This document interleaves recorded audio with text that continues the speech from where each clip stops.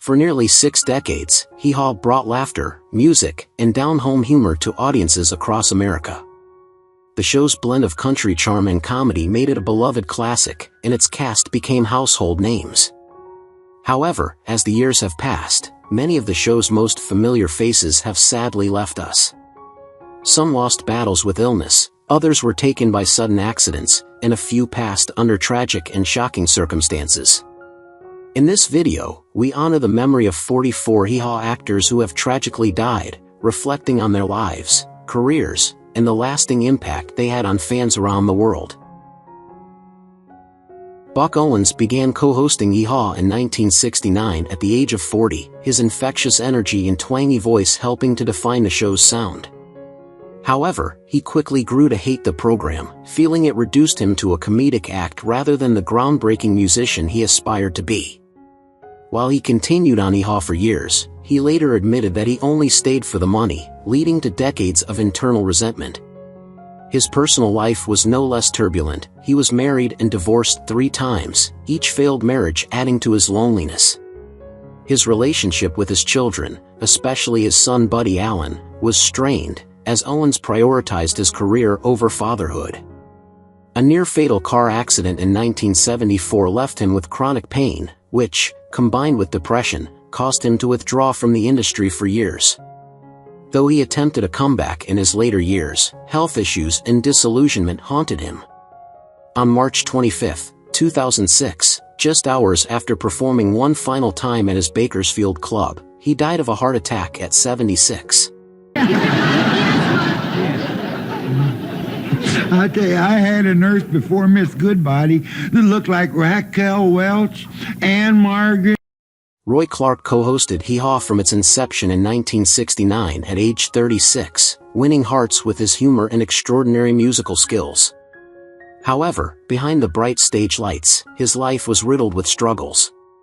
Despite his success, Clark faced deep financial troubles due to mismanagement and bad investments, forcing him to continue performing even in his later years. Though married to Barbara Joyce Rupert, his constant touring strained their relationship, and his absence left a gap in his children's lives. As he aged, severe health issues, including heart problems and declining mobility, left him unable to enjoy the wealth he had worked so hard to accumulate. In his final years, he was a shadow of the man audiences had adored, his once brilliant career ending in physical decline and emotional isolation. On November 15, 2018, at 85, he died from pneumonia, leaving behind a legacy of music but a life filled with regrets. Hey, listen here, buddy. You're accused of parking in a restricted area. Now, what do you got to say for yourself? Your Honor, when I pulled into this parking place, I asked the police.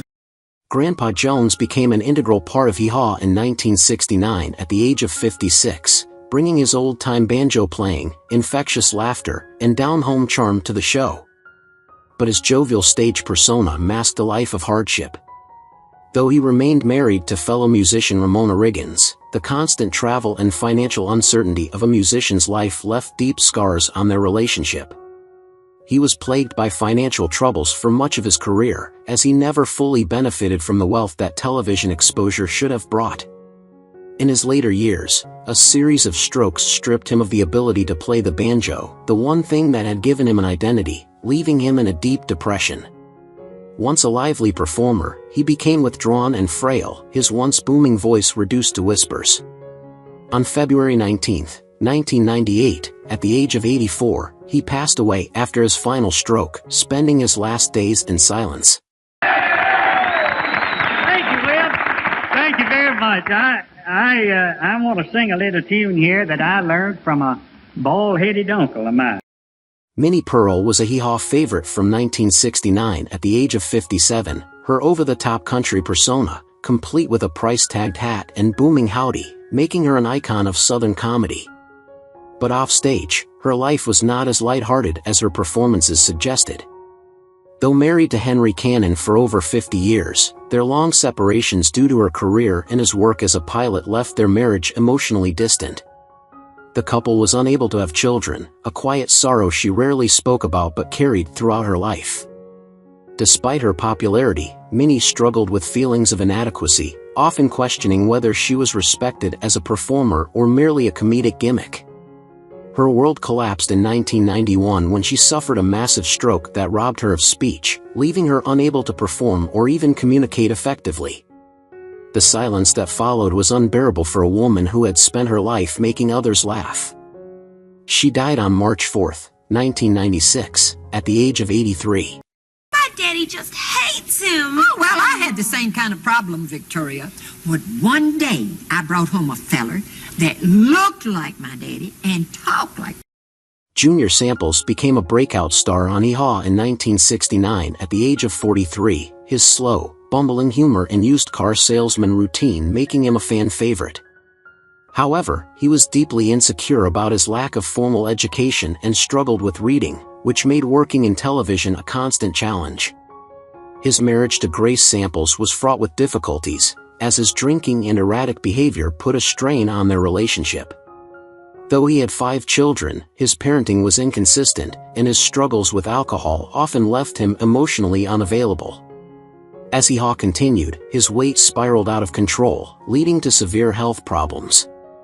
He suffered from heart disease, yet refused to change his lifestyle, continuing to drink and overeat despite doctors' warnings. His final years were filled with health scares and financial instability, as he had not saved wisely from his television earnings. On November 13, 1983, at just 57 years old, he suffered a fatal heart attack. Hey, Junior, did you hear the news? The Cornfield County Police Department just threw out a giant dragnet. Why, was it worn out? Donald Harron played the sharp-witted, eccentric Charley Farquharson on Hee Haw from 1969, beginning his tenure at age 45. His character was a satirical country newsman, delivering biting humor with a distinct rural charm. While fans adored his comedic brilliance, Donald struggled with inner turmoil, feeling as though his career never reached the heights he had envisioned. Though he was married 4 times, each relationship ended in heartbreak, as his relentless ambition often overshadowed his personal life. His children grew up witnessing the instability of his home life, and his relentless pursuit of artistic endeavors made meaningful connections difficult. His later years were marred by loneliness and declining health, as he battled cancer with diminishing strength. The disease gradually stripped him of his ability to work, leaving him feeling powerless and forgotten. He died from cancer on January 17, 2015, at 90. Tank had a close call. Engulf, he was checking the top of the tank for the thickness of the ice when he fell through. Well, sir, there he was thrashing about amongst all the... Gordie Tapp played Cousin Clem on Hee Haw starting in 1969 at the age of 47, embodying the lovable, slow-witted country bumpkin with impeccable comedic timing. Though his character brought laughter to millions, behind the scenes, he battled personal disappointments. Despite decades of hard work, he never achieved the widespread fame he craved beyond country comedy, leaving him frustrated and often feeling overlooked.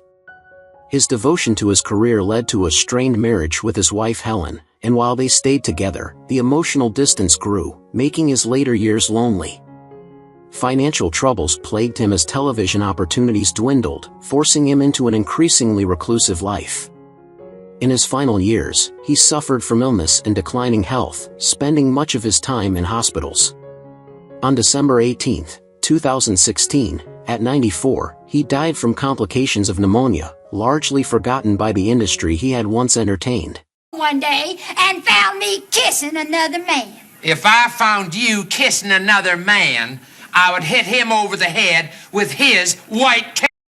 George Lindsey joined He Haw in 1971 at the age of 43, bringing his beloved Goober Pyle character from The Andy Griffith Show. Known for his goofy charm and ever-present cap, Goober became a household favorite. But behind the laughs, George faced lifelong frustrations about being typecast, desperately wanting to prove himself in more serious roles. His marriage to Joyanne Herbert ended in a painful divorce, and though he remained close to his 2 children, he often felt alone. Depression followed him for decades, fueled by the feeling that Hollywood had used and discarded him. Though he found purpose in charity work, it never fully filled the void left by his unfulfilled artistic ambitions. His final years were marked by failing health, extended hospital stays, and the loneliness of being a forgotten star. On May 6, 2012, at 83, he passed away after a prolonged illness. His legacy as Goober immortalized, though his dream of being recognized beyond comedy remained unrealized. Mel, listen, I just saw your new movie, Uphill All the Way, and you are fantastic! John Henry Faulk joined Hee Haw in 1976 at the age of 63, bringing his sharp wit and deep-rooted love for storytelling to the show. Known for his charming, grandfatherly presence, he was a natural fit for the program's down-home humor. However, his career had been marred by the McCarthy-era blacklist in the 1950s, when he was accused of communist sympathies. The blacklisting ruined his radio career, plunging him into years of legal battles, financial struggles, and public disgrace. Though he eventually won a landmark lawsuit that cleared his name, the damage to his career and personal life was irreversible. He married twice, first to Olive Quirk, which ended in divorce, and later to Elizabeth Peeler, with whom he had 3 children. Despite his victories, the emotional and financial toll lingered, and his later years were overshadowed by declining health. Cancer took hold of his body and led to his death on April 9, 1990, at the age of 76. You understand, a corporation isn't a person. As Peavine and Jeffrey said, it has no heart to feel, nor no behind to... Buck Trent became part of He Haw in 1974 at 36, dazzling audiences with his inventive banjo playing and electrifying stage presence. His famous "Oh yeah" catchphrase became a signature of the show, yet his real-life struggles contrasted sharply with his energetic on-screen persona. His relentless touring schedule placed unbearable strain on his marriage, eventually leading to a painful divorce. The financial pressures of an evolving music industry left him struggling to maintain relevance, as younger artists dominated the scene. He was forced to accept lower-paying gigs, watching as his once thriving career dwindled. As time went on, the world of entertainment moved forward, leaving him feeling increasingly obsolete. Though he continued playing music, the passion that once drove him faded into quiet resignation. On October 9, 2023, at 85, he died from natural causes, his years of hard work and sacrifice fading into the past as country music's new era overshadowed his legacy. When you hit middle age, you sure can tell. The way it hits you back will sure ring a bell. Yes, it will. Boy, I call. Roy Acuff joined He Haw in 1973 at the age of 70, already a legendary figure known as the King of Country Music. His heartfelt performances and old-time country charm made him a beloved presence, but behind his musical success lay a lonely and deeply personal struggle. Acuff devoted his life to music, but his relentless touring schedule strained his marriage to Mildred Douglas, whom he married in 1936. Though they had 2 children, his commitment to his career often kept him away, leaving his wife to raise their family largely on her own. As country music evolved, he found himself outpaced by younger artists, and despite being revered as an icon, he struggled to adapt. The death of his wife in 1981 devastated him, leaving him in a state of isolation. Though he continued to make public appearances, his energy waned, and his health began to decline. In his final years, congestive heart failure weakened him, making even daily activities a challenge. He passed away on November 23, 1992, at the age of 89. From ignorant people. We have talent, we are educated people, and we love people here in the South. Loretta Lynn appeared on He Haw in 1969 at the age of 37, already an established country music icon whose songs reflected the struggles of real women. Her personal life was just as turbulent as her music suggested. She married Oliver Doolittle Lynn at just 15, enduring a volatile marriage marked by infidelity, abuse, and hardship. Despite their toxic relationship, they had 6 children, and she remained devoted to her family while juggling the pressures of fame.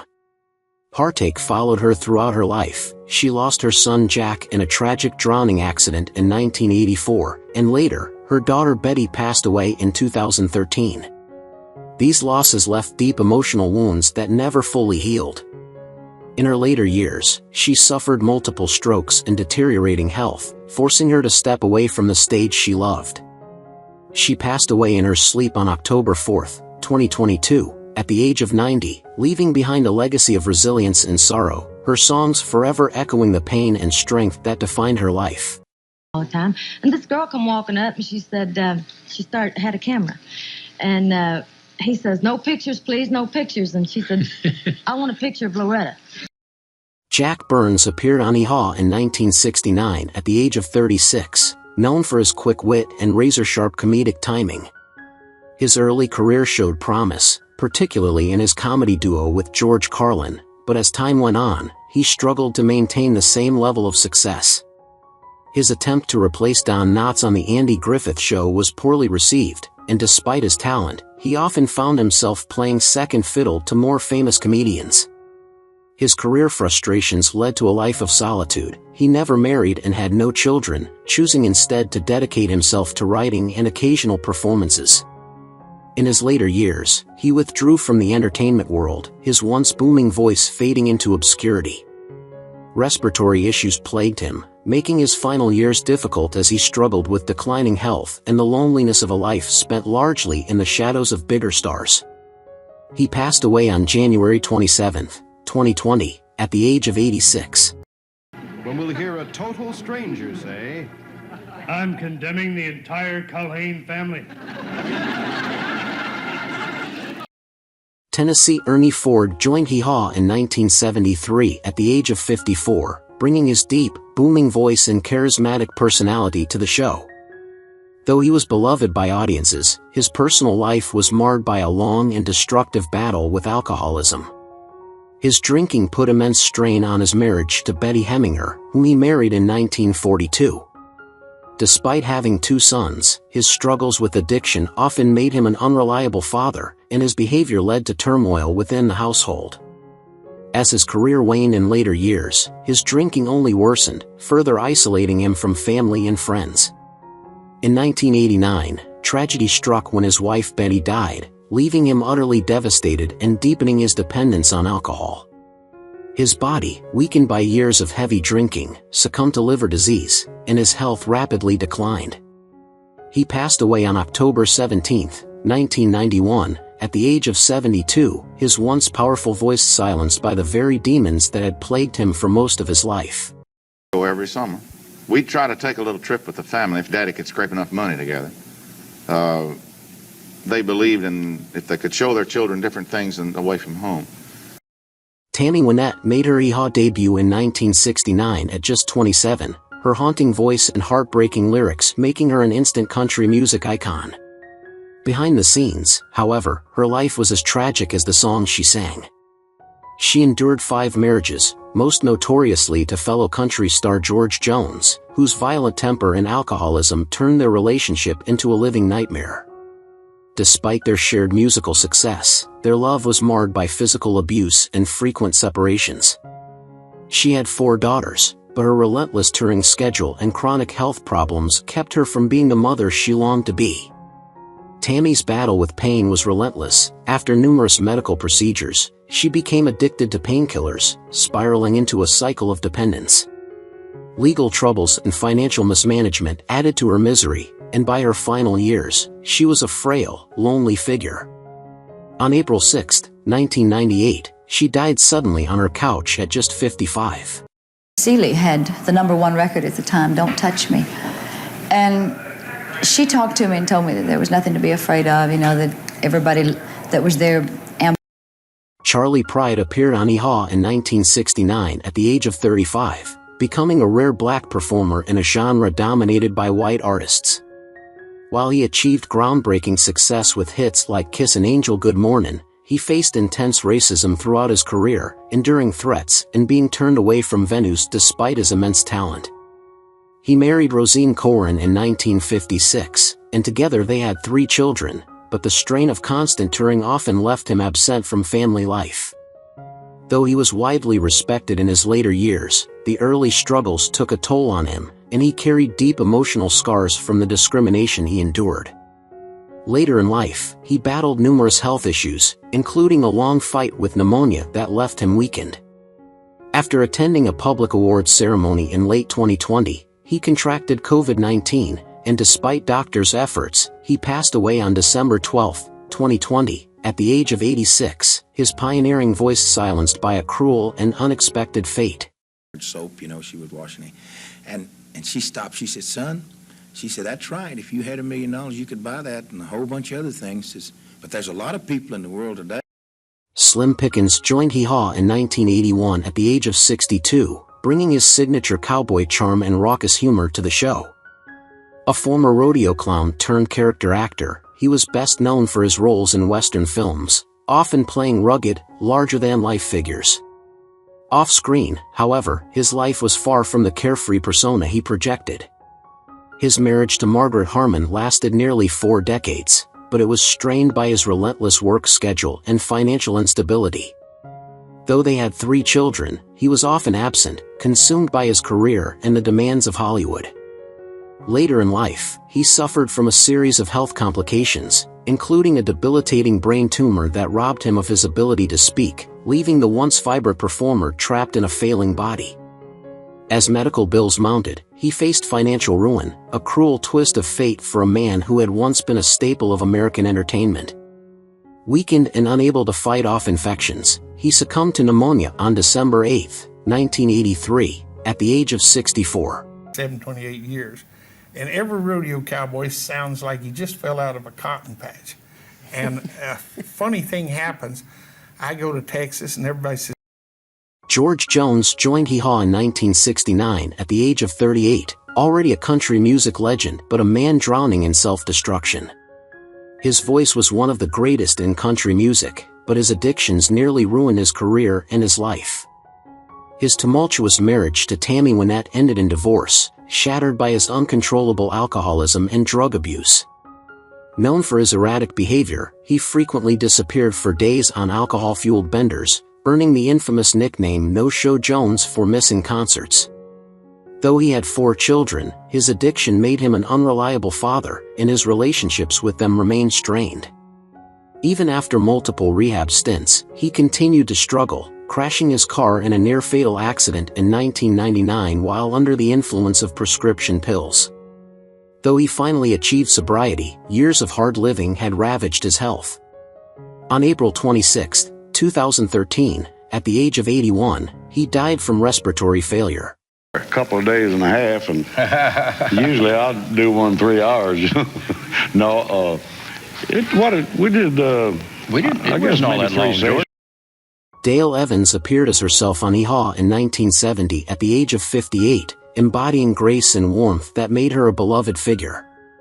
While the public saw her as the devoted wife of Roy Rogers and the Queen of the West, her personal life was marked by profound sorrow. She married 4 times, but it was her marriage to Rogers that endured, despite facing unbearable tragedies.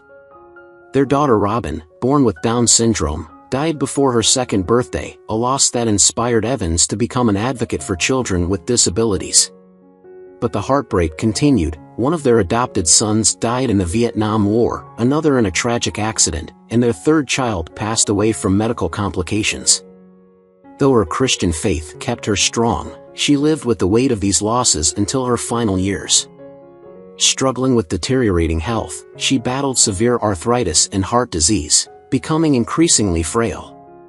On February 7, 2001, at the age of 88, she succumbed to congestive heart failure.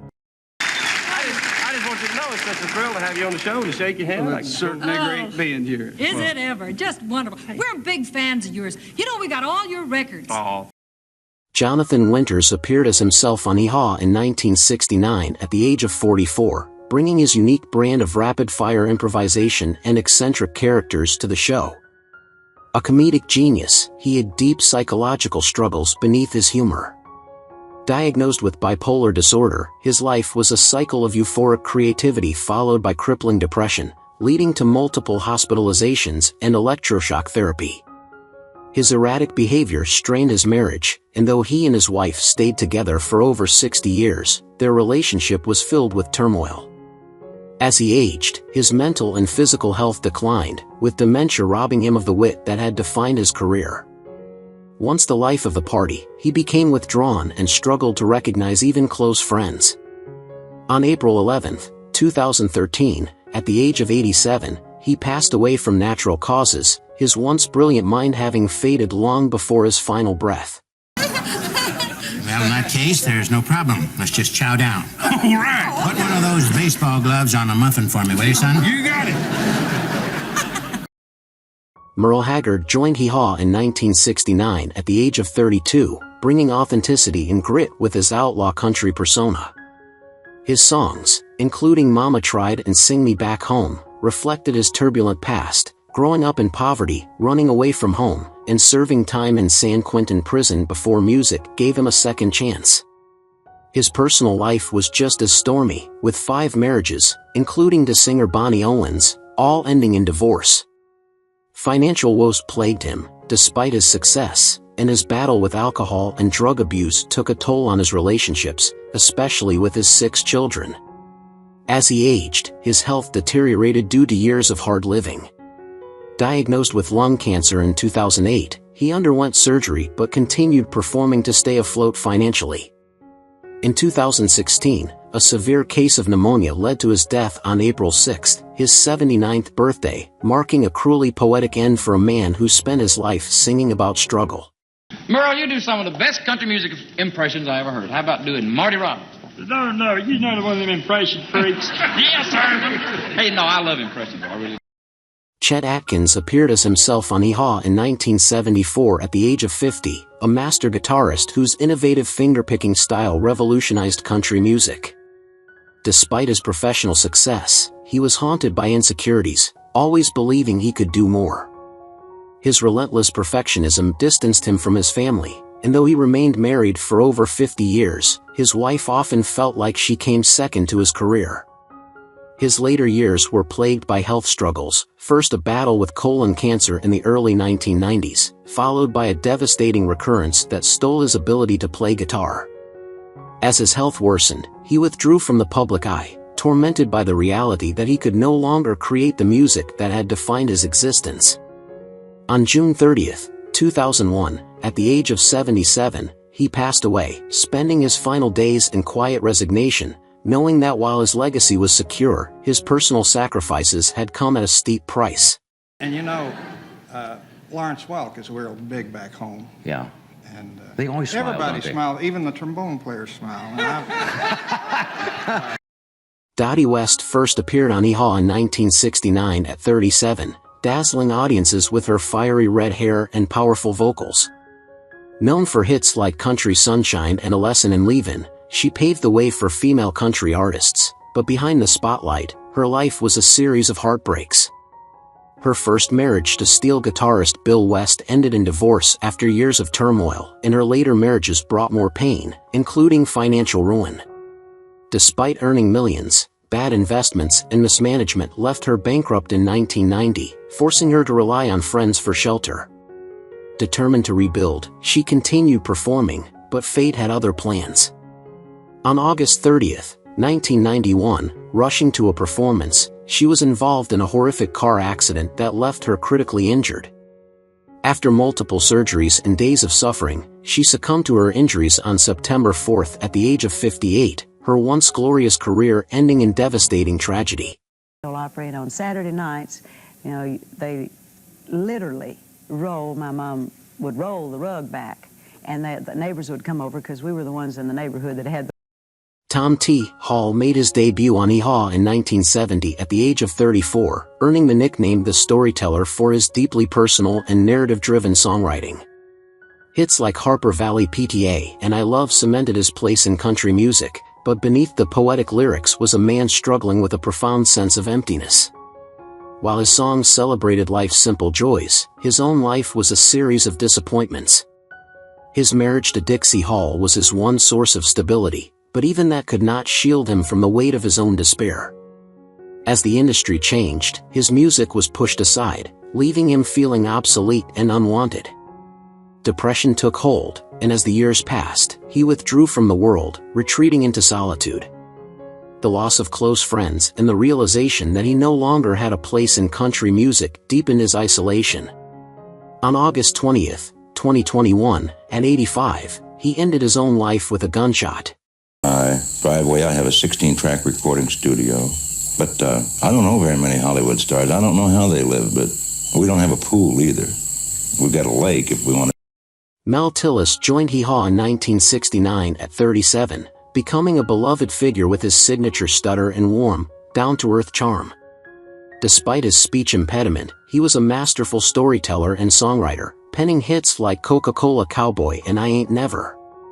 But his success masked a lifetime of self-doubt and relentless struggle.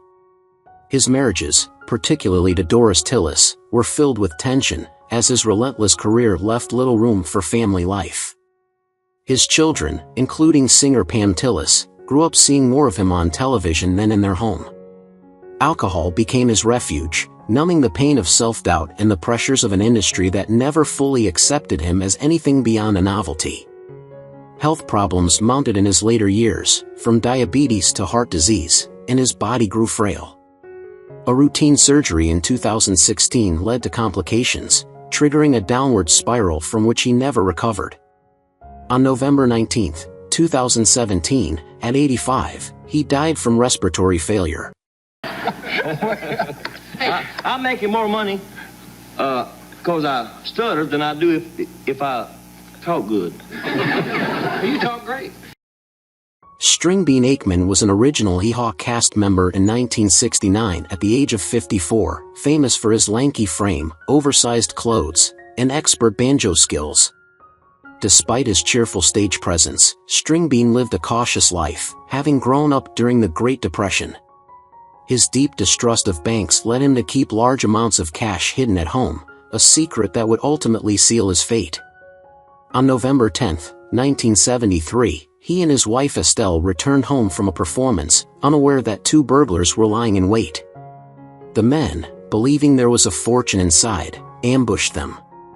When Stringbean tried to flee, he was shot dead on his own doorstep, his body left in the dirt. Moments later, Estelle was murdered inside their modest cabin, their home ransacked for money that was never found. He was 58 when he died, his life ending in senseless violence that shook the country music world, forever casting a shadow over his legacy. Conway Twitty joined Hee Haw in 1969 at 36, mesmerizing audiences with his deep, velvety voice and emotionally charged love songs. Behind the romantic image, however, was a man tormented by personal struggles. He married 3 times, twice to the same woman, but his relentless touring schedule and devotion to music strained his marriages. Though he had 4 children, his career kept him distant, leading to unresolved tensions within his family. The pressure to maintain his success took a toll on his health, but he refused to slow down, driven by a fear of losing relevance. In 1993, while traveling between shows, he suffered a sudden abdominal aneurysm, collapsing in agony. Rushed into emergency surgery, he never regained consciousness. He died on June 5, 1993, at the age of 59, leaving behind a fractured family and a career that, while legendary, had come at great personal cost. John Hartford joined He Haw in 1978 at the age of 41, a masterful musician whose whimsical storytelling and intricate banjo playing made him an irreplaceable figure in country and folk music. But beneath his easygoing exterior, Hartford carried a heavy burden. A restless perfectionist, he never felt fully appreciated by mainstream audiences, believing he had been relegated to a niche status while less talented artists soared to greater heights. His marriage to Marie Barrett ended in divorce, and though he had children, his obsessive focus on music often distanced him from them. His greatest tragedy came in 1998 when he was diagnosed with non-Hodgkin's lymphoma, a battle he fought privately while still trying to perform. The disease gradually robbed him of his ability to play, leaving him in despair as he watched the one thing that gave his life meaning slip away. On June 4, 2001, at the age of 63, he succumbed to the illness. Who is your favorite character in He Haw? How do you feel knowing that the actors have passed away? Feel free to leave your thoughts in the comments below. If you enjoyed this content, don't forget to like, subscribe to the channel, and hit the bell so you don't miss future videos. Thank you so much.